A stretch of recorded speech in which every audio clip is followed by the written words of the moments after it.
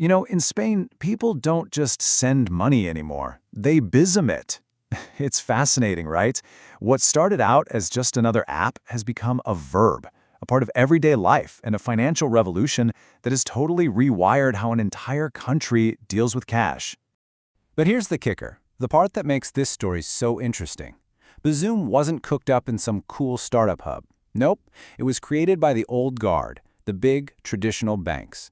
They saw these nimble FinTech companies and tech giants circling, and they knew they had to do something. So the real question is, how on earth did a bunch of fierce competitors manage to join forces to build one of Europe's most successful payment platforms? How did they beat the disruptors at their own game? Well, it all started with a really simple idea. They decided to tackle a problem that every single one of us has faced, the absolute headache of sending someone money. I mean, just look at this. On the left, you've got the old way. You had to hunt down your friend's 24-digit IBAN, squint at your phone while typing it in, and just pray you didn't mess up a number. And then you wait. On the right, that's the Bizum way. You just grab your phone, pick a contact, type in the amount, and boom, done. The difference is just night and day. So what was the secret sauce? It really boils down to 4 things. First, simplicity. Getting rid of that awful IBAN and just using a phone number was a game changer. Second, speed. The money shows up in seconds, not hours or days. Third, and this is huge, is trust. It lives right inside the banking app you already use and trust. And finally, ubiquity. This wasn't just one bank's little project. From day one, it connected almost every single bank in the country. In that whole ubiquity thing, well, that brings us to the most surprising part of this whole story, the people who actually built it.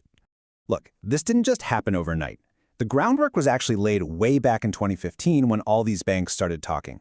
They officially launched in 2016, focusing just on payments between people. But they were smart. They didn't stop there. They started adding features like donations, and then in 2019, they made the massive leap into online shopping payments. And this quote from Bizum itself just nails their whole philosophy. This wasn't one company's big idea. It was, in their own words, the result of the collaboration of an entire sector. They knew that to fight off the FinTech wave, they had to swim together. And when they say entire sector, they are not kidding. We're talking about the biggest names in Spanish banking. CaixaBank, Santander, BBVA, they're all major owners. And it's not just them. There are over 20 other banks involved. Altogether, they control more than 96% of the Spanish market. This wasn't just a friendly partnership. It was a united front, a fortress against outside competition. Okay, so we know who built it, but how does the engine actually run? Let's pop the hood and see what's going on. So from your end, it feels incredibly simple. But behind the scenes, there's a really secure process happening. You confirm the payment using your own bank security, the Face ID or password you already use. That action kicks off something called a SEPA Instant Credit Transfer, which is the super reliable European standard for instant payments.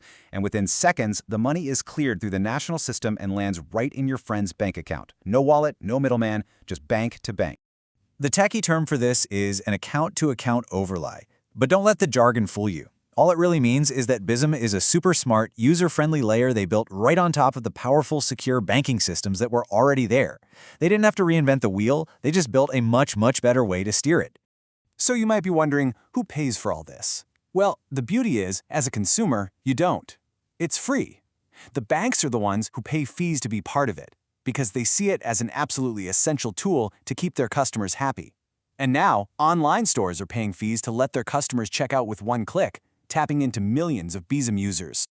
And the results of all this teamwork? Well, they are nothing short of a phenomenon. Seriously. Okay, let's just let this number sink in.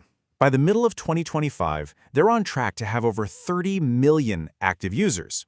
Now, in a country of about 48 million people, that level of adoption is just mind-blowing. And all those users mean they have pretty much total market control. A staggering 90% of all instant bank transfers in Spain are now done through Bizum. It's not just a player in the market anymore, it is the market. That kind of dominance creates a huge economic wave. We're talking over 44 billion euros moving through the platform in 2024 alone. This has become a critical piece of the entire country's economic plumbing. And to really put Spain's success into perspective, just look at the rest of Europe. The average for instant payment adoption across the EU is sitting around 15%. Spain? They've blown past 50%. Bizum didn't just hop on the instant payment trend. You could argue it single-handedly created the trend in Spain.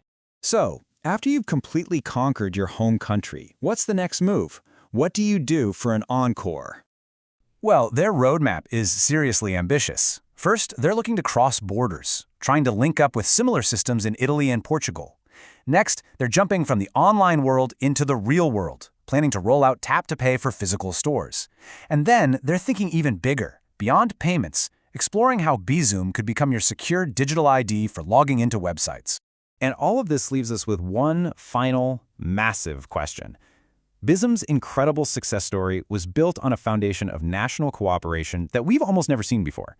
But as it steps out onto the world stage, can that same collaborative spirit actually work in a much more fragmented, much more competitive global market? That's the real test.